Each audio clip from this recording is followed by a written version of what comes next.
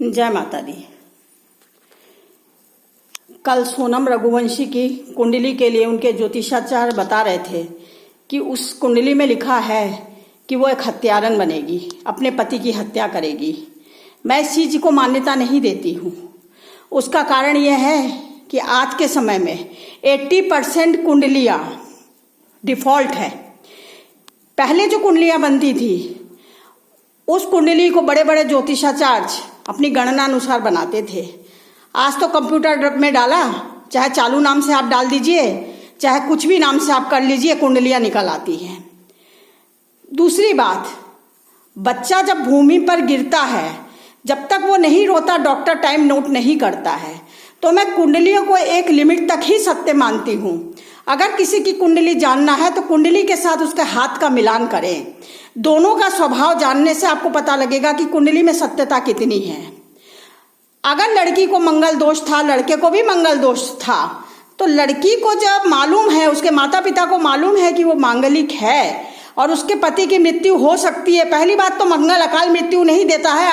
अकाल मृत्यु का कारक राहु है। राहु जब चरम सीमा पर पहुंचता है तो उसे महाकाल के अलावा कोई नहीं शांत कर सकता है। अकाल मृत्यु का कारक ही राहु माना गया है। तो मंगल का शांति के लिए हमारे वेद में, शास्त्रों में, ज्योतिष में बहुत सारे समाधान दिए हुए हैं जिससे सोनम का समाधान किया जा सकता था। वो पेड़ के साथ फेरे लगा लेती, कुंभ के साथ फेरे लगा लेती।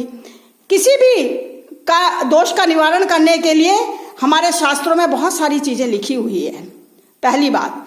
दूसरी बात, मैं आज बागेश्वर धाम के शास्त्री धीरेन्द्र शास्त्री जी से कहना चाहूंगी, जया किशोरी जी से कहना चाहूंगी और अनुरुद्धाचार्य जी से भी कहना चाहूंगी, जिनका जबलपुर से बहुत गहरा संबंध है, मध्य प्रदेश से बहुत गहरा संबंध है।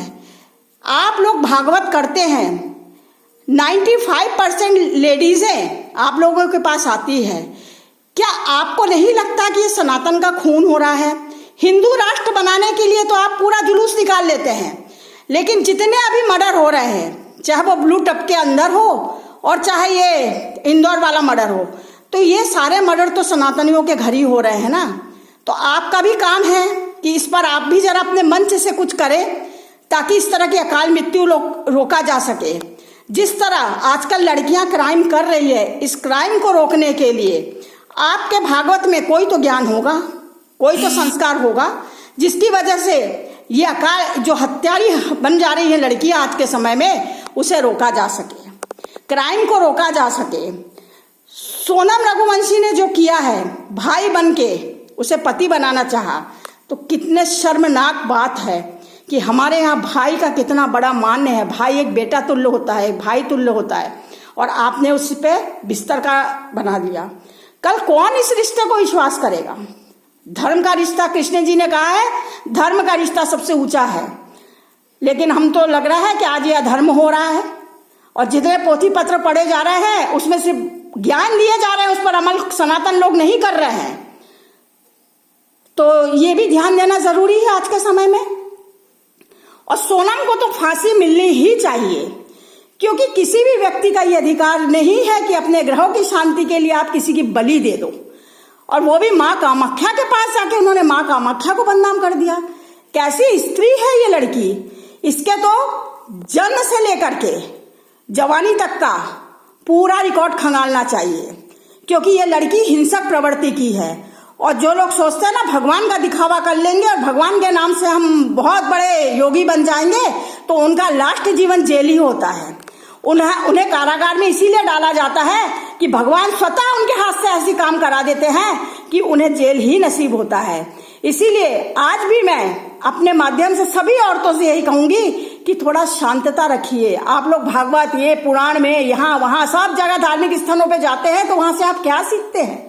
क्या यही सीख कर आते हैं कि भाई आपके पास संयम नाम की कोई चीज ही नहीं है, आप अपनी इंद्रियों को कंट्रोल ही नहीं कर पा रहे आज के समय में? ऐसा काम मत कीजिए।